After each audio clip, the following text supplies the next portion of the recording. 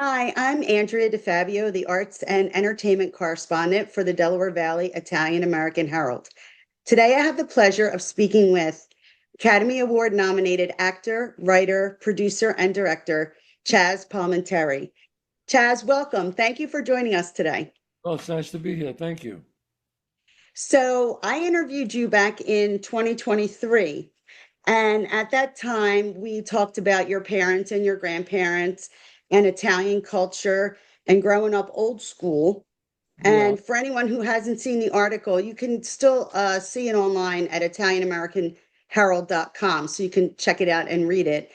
But today, what I'd like to start with is talk a little bit about your autobiographical one-man show, A Bronx Tale, which you'll be performing in our area on August 19th at Ocean City Music Pier and August 22nd at the historic Lansdowne Theater. So, Right. can you please tell us a little bit about the show that started it all? Yeah, well, a lot of people think that, well, more people now because the show is out now, and it's out on film. You could, I shot it and I released it on pay TV and Amazon. But most of the people, I've been doing the show for 30 years, on and off. When when I have a TV series, I can only do like maybe 15 a year. But right now I'm doing like about 20, 25 a year because I'm on a TV series, but I'm able to like maneuver both things. So it's working out okay. But the show started from, I was desperate. I was a young actor 35 years ago, and I decided to, I couldn't get a break. It was very difficult for me. Then finally I just said, hey, if they won't give me a great part, I'll write one myself. So I sat down and I started to write about the story from my Italian neighborhood about this relationship that I had with these wise guys, one guy in particular. And it all stems from this killing that I saw. If you saw the movie, exactly the way it was in the movie, that's exactly the way it happened.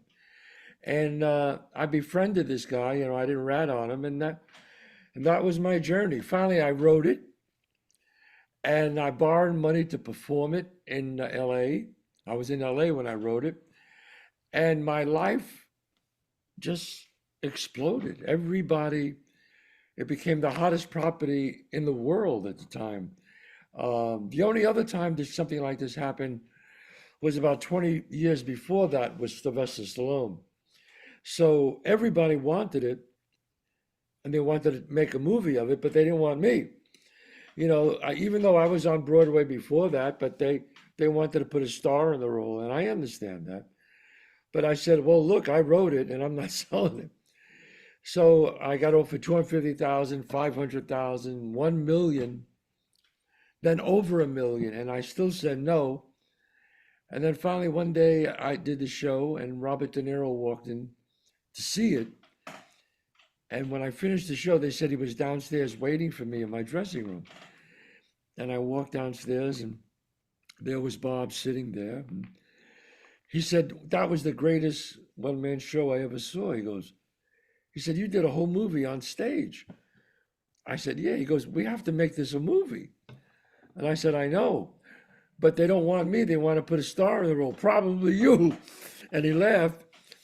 And he said, look, you could play Sonny. You'll be great as Sonny. You should write it because it's your life. He goes, I want to play your father, and I'll direct it. And if you shake my hands, we'll go partners. And that's what happened.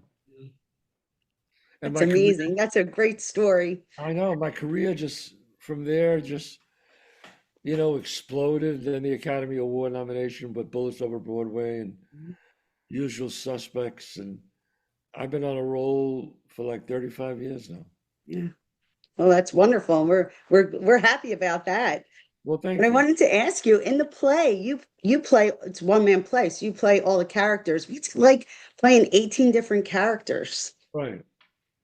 Yeah. How do you do that? How do you switch it off to the next person that you're playing? I don't know if you're going to be able to see it, but you have to see it. It's really, and I tell the people out there uh, in Ocean City and Lansdowne, it'll be a night at the theater you'll never forget. It's never been done before, never. where I'm an actor writer, where the writer actually perform instead of making people read the script. I said, you know what? I'll do the script. And it's never been done before, it hasn't been done since. And it's really something to say. You're going to say, that's impossible. How's he going to do that? No. And I'm talking about word for word. A lot of it's word for word. You'll see the movie. When you see the one-man show, you're going to go, holy shit. Oh, excuse me. You know, how the hell? It's an illusion. I do an illusion. You know, I mean, I've been studying acting a long time. I'm a member of the Actors Studio.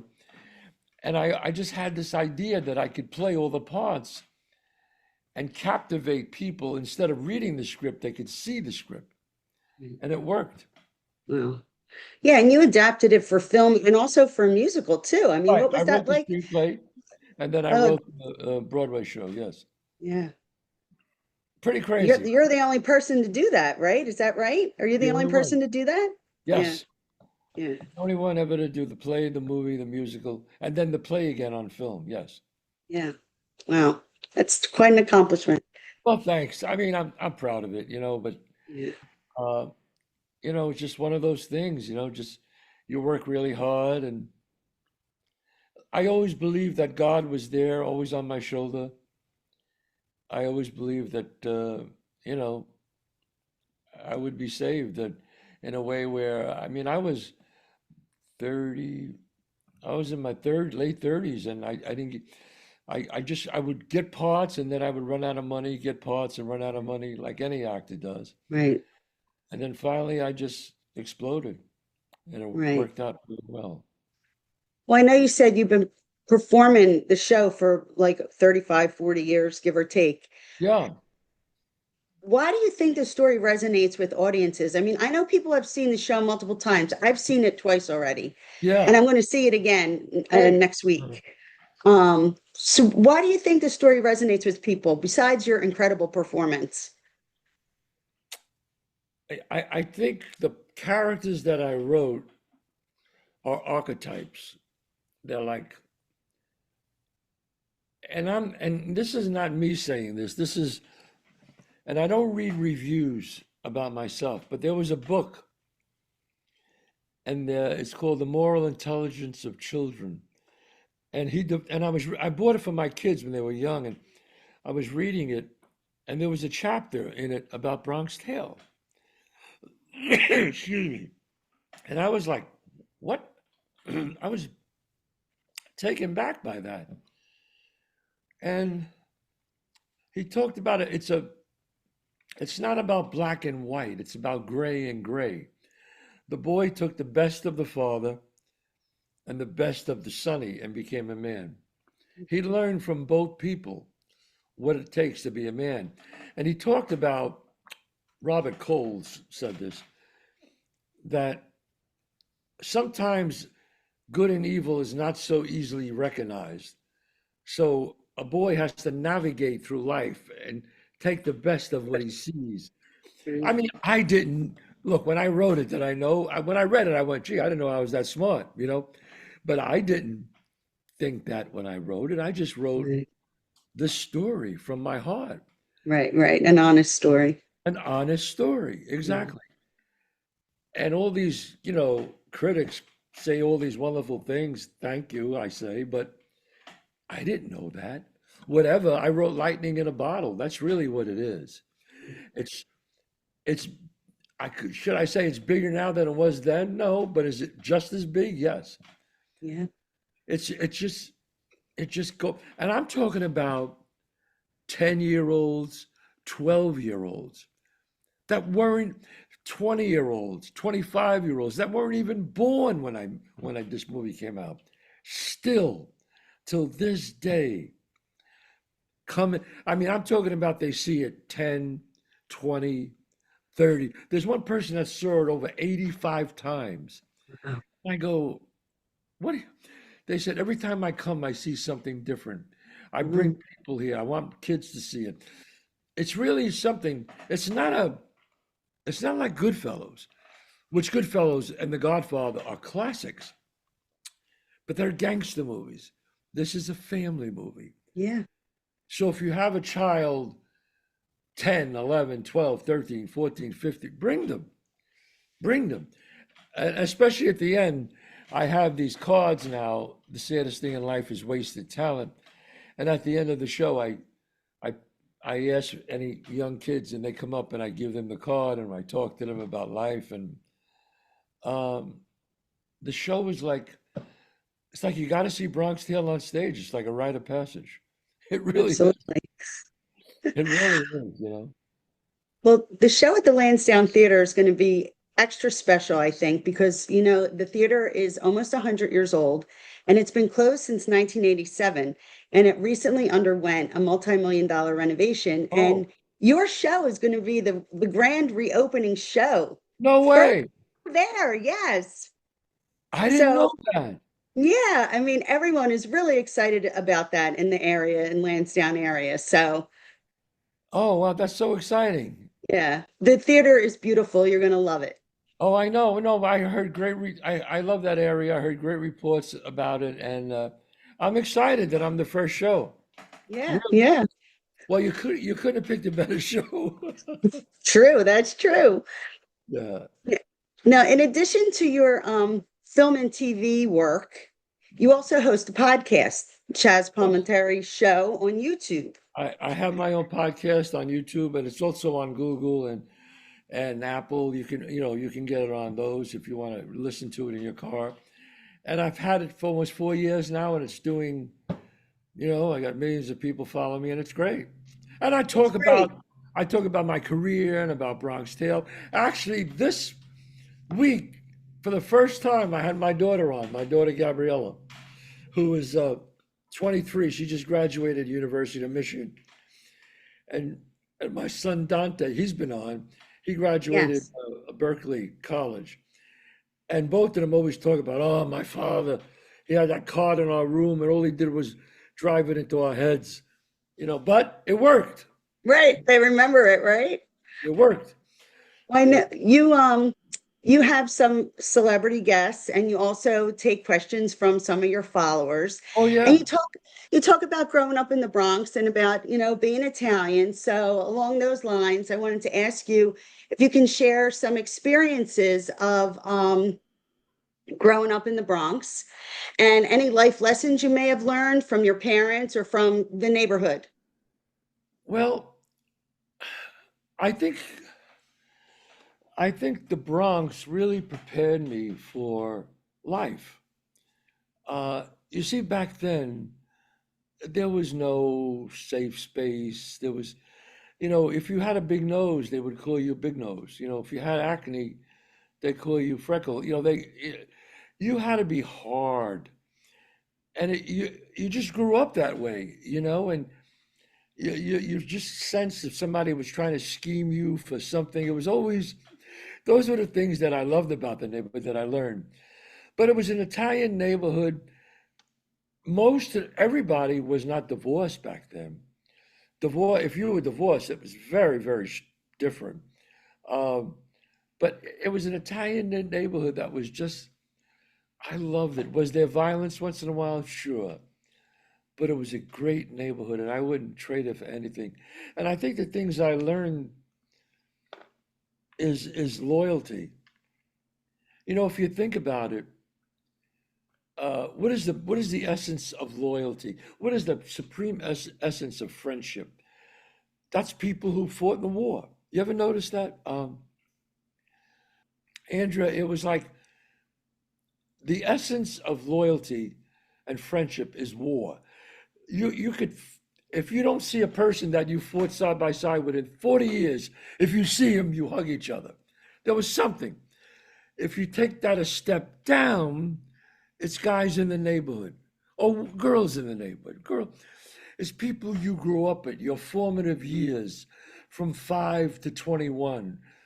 Even if you move out of there, there's always an affection for the people that you had.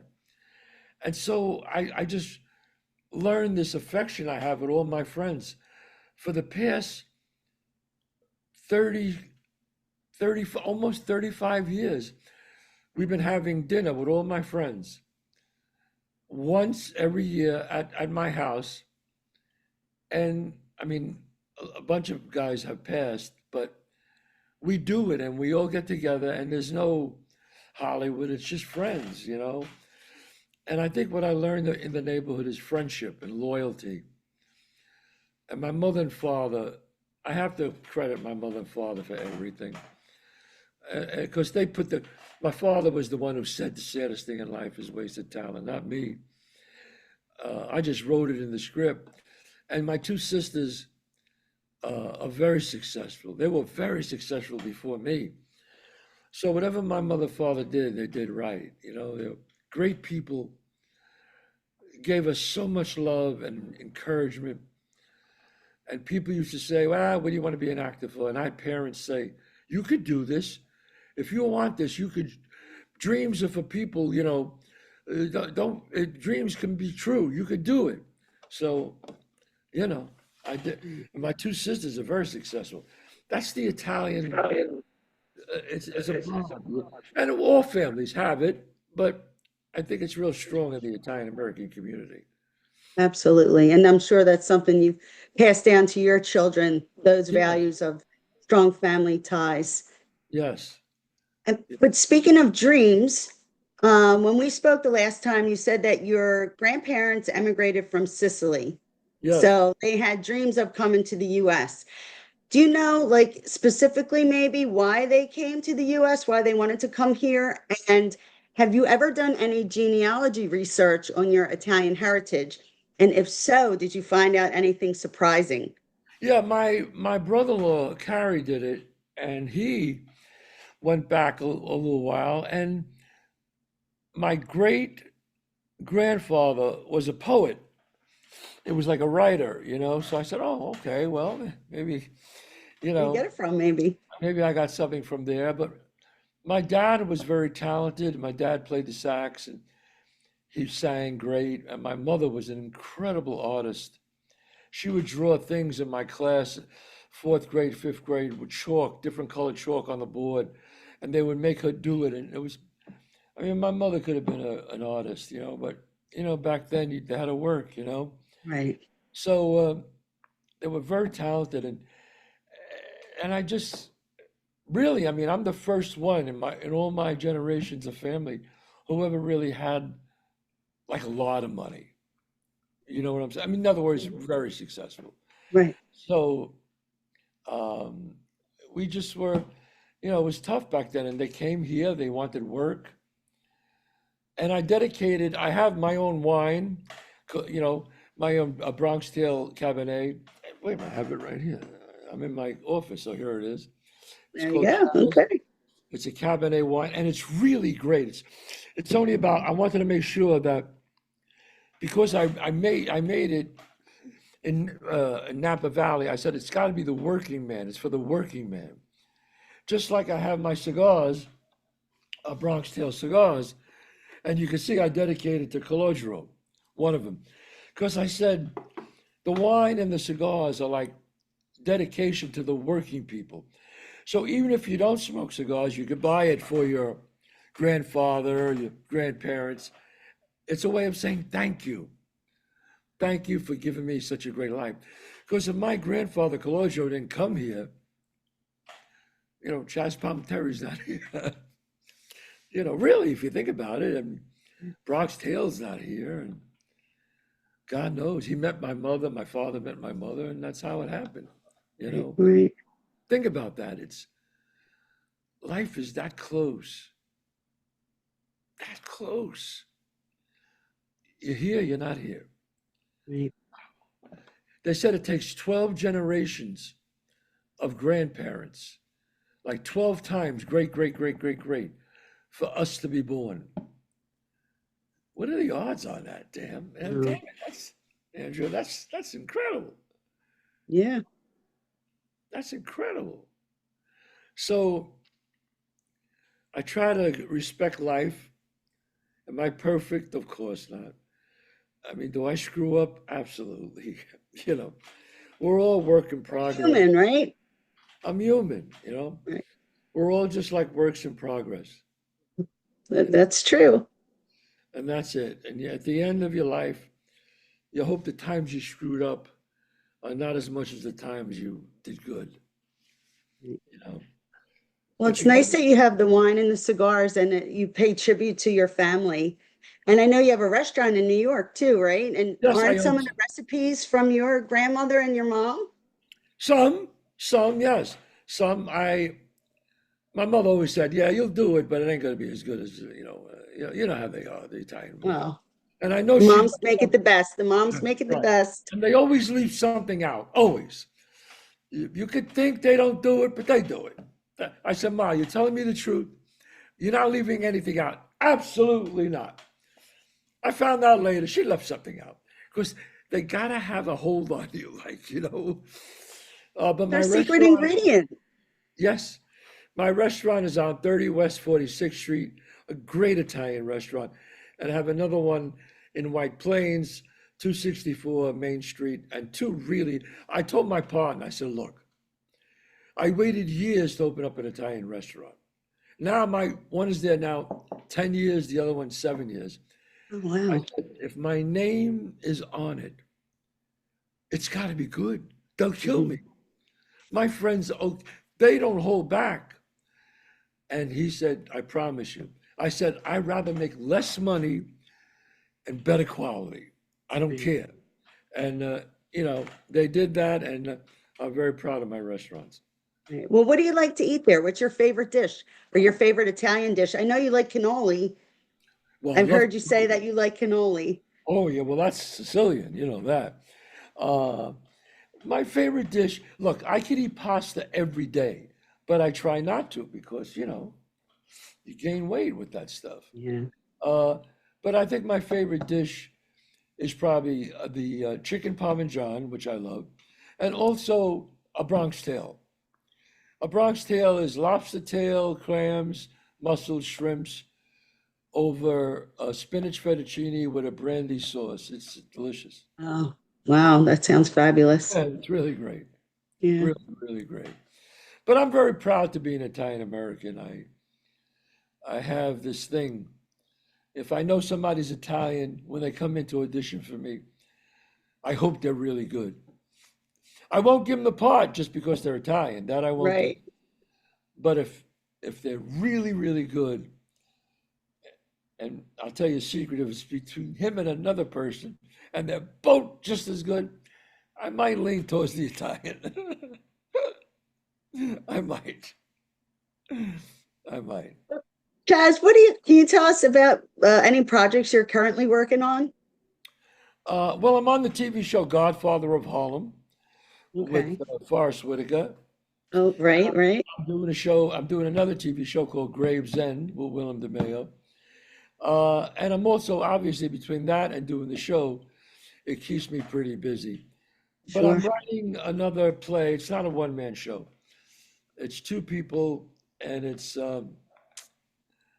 I wrote it for myself and the great actor Giancarlo Esposito. And we'll see.